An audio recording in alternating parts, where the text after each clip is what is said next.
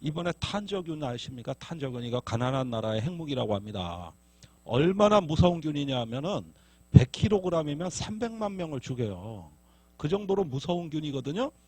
이게 살아있는 채로 택배 회사가 오산에 있는 미군 기지에 배달을 했다는 거예요. 그래가지고 이게 터지니까 미국에서도 야, 참 우리가 한국을 만만히 봤지만 이건 우리가 너무 잘못했다. 세상에 그래 살아있는 탄저균을 그렇게 백주대낮에 택배 회사 시켜서 옮겼다 그러니까 애슐린 카터 미 국방장관이 아무리 생각해도 이건 너무 심하거든. 그래서 한민국 국방장관을 만나가지고 정말 잘못했다. 재발 방지 대책 세우겠다. 이랬거든요. 이건 누가 보더라도 상식 아닙니까? 그러는데 같은 시간에 한국에서는 이 종편 보면은 군사 전문가들이 나와서 뭘 그거 갖고 그렇게 국가가 걱정을 하십니까? 미국은 당연히 자기 탄저균 백신 개발하고 하는 건데 이건 문제 삼아서는 안 된다고 떠더니 아니 미국이 정중히 사과를 하겠다는데도 국내 소위 전문가라고 하시는 분들은 아니 우리가 어떻게 황송해서 그런 사과를 받아? 아유 그러면 내가 몸둘 바를 모르지. 아유 사과하지 마시라고 거꾸로 사정을. 그러니까 이게 상식의 문제인데 우리 동맹이고 나발이고 다 떠나서 국가의 기본은 안정과 주권 아닙니까? 안정과 주권의 기반 위에서 생존과 번영이 있는 거 아닙니까?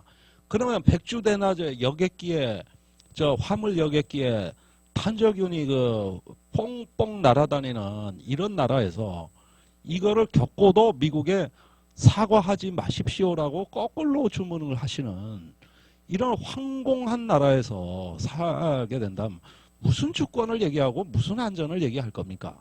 더군다나 그 탄저균은 비활성화 즉 죽여서 이렇게 내용물만 전달해야 되는 탄저균이 미 국방부 발표에 의하면 가다가 지가 살아났대.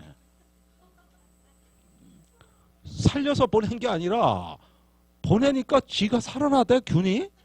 이렇게 해명을 하면서 아이고 그러니 우리가 너무 잘못했다. 이거 이렇게 나오고 아예 아무리 우리 나라 지켜주는 형님들이라 그러지만 이 정도 괘씸한 소행을 했다 그러면 자기가 먼저 무릎 꿇고 나서는 게 국제규범 너무 당연한 건데 이거 처음에 국민들이 시민들이 따지고 들까봐 초장부터 봉쇄하면서 사과하실까봐 애지중지하는. 그런데 리포트 대사 칼 맞으니까 저 앞에 가서 석고대죄하고 부채춤 추고 멍석 깔고 아주 거의 통곡을 하시지 않았습니까? 그러면서 살아나시라고 기원을 하는데 그 리포트 대사는 병석에 앉아가지고 존 오버 더 퍼 교수의 투 코리아즈를 읽었다는 거 아니야. 그게 박정희 정권이 왜 독재 정권인지 그것처럼 설득력 있는 책이었거든요.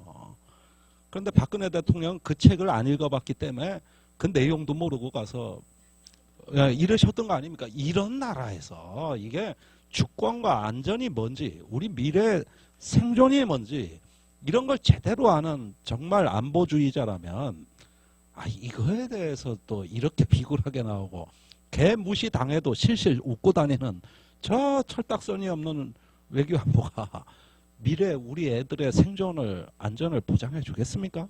다음 세대를 위한 우리의 생존의 확신이 생긴다고 할 수 있습니까? 북한의 심리전에 말려드는 저 사람들이 종북 세력이 아니라면 누가 대한민국의 종북 세력입니까? 이게 사드의 본질입니다. 이건 유령 논쟁이에요. 그리고 미안하지만 박근혜 대통령 재임 기간에 사드 배치하겠다고 미국과 얘기 못해요. 우리 대통령은 자기 지지율 관리하기에도 급급하지 보수의 가치로 보면 통 큰 결단이거든요. 통 큰 결단이고 안보의 가치를 정말 구현하는 건데 보수의 가치로 보자면 그럴 사람이 아니에요. 그리고 미국은 한국이 매달려서 한국이 요청해서 사드를 배치해준다. 이 모양새를 취하고 싶은 거거든요. 지금. 그래서 자꾸 한국 정부를 압박하는 건데 박근혜 대통령이 이러지도 저러지도 못합니다. 만약에 우리가 지금 한반도 정세를 꽤나 주도하고 우리가 자긍심이 넘치고 국가적 자신감이 넘치는 시점이라면 뭐 사드보다 더한 거라도 어쩌면 박근혜 대통령이 내가 국민 설득하겠다고 나설 수도 있어요. 그런데 자기 자신이 이미 국제사회에 나가서 오른쪽 뺨 맞고 왼쪽 뺨 맞고 이미 쪼그라들 대로 쪼그라들었기 때문에 미안하지만 지금 박근혜 대통령 결심 못합니다. 그리고 결심한다 한들 갖다 놓을 데도 없고 갖다 놓을 사드 자체도 없어요. 아직 생산 중인데 그거 갖다 놓으면은요 가로 세로 2km 평지 부지 이건 산골도 안 돼요. 완전 평지에다가 앞에 5km는 전방에 아무것도 없어야 돼요. 그 엄청난 전자파 펄스가 나오는 강력한 고주파 레이더가 배치가 되는데 그 순간 주한미군 기지가 있는 평택, 대구, 부산에다가 어느 도심의 미군에다가 이걸 배치하는 순간 그 도시의 도시계획은 다 망가져요. 그 정도로 사드가 엄청난 체계입니다. 배치하는 비용만 2조 원입니다. 갖다 놓고 싶으면 갖다 놔보라. 이게 유승민 의원이 대구가 지역구입니다. 유승민 의원이 사드에 아주 환장하신 분 아닙니까? 자기 지역구 갖다 놓으라. 자기 지역구에. 한번 해보라고. 하지도 못해요. 말로 떠드는 겁니다. 그러니까 우리는 사실은 뭐 루즈벨트 대통령이 이런 얘기를 한 적이 있습니다. 민주시민이 되는 가장 큰 권리는 공포에 두려움에 젖지 않는 것이다. 공포에 질린 대중처럼 통치하기 좋은 대상도 없다. 이런 어떤 북한이 뭘 좀 보여줬다고 기절해버리는 조선일보와 그걸 추종하는 세력이라면 그런 대중은 절대 민주시민이 될 수 없습니다. 통치받는 대상이 돼야 되고 아무리 이런 상황에서도 우리는 두려움에 젖지 않고 평화에 대한 낙관성과 우리의 어떤 자긍심을 갖고 있는 거 이렇게 되면 통치자가 가장 싫어하는 대중들이죠. 통치자는 대중이 스스로 행복해지고 스스로 두려움을 극복하는 걸 원치 않습니다.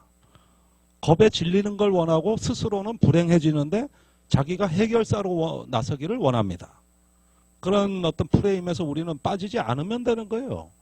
저 북한 미사일 저건 궁지에 몰린 북한이 하나의 미국과의 단판을 짓기 위한 뽀샤 명상이는 것이다. 더 지켜보자.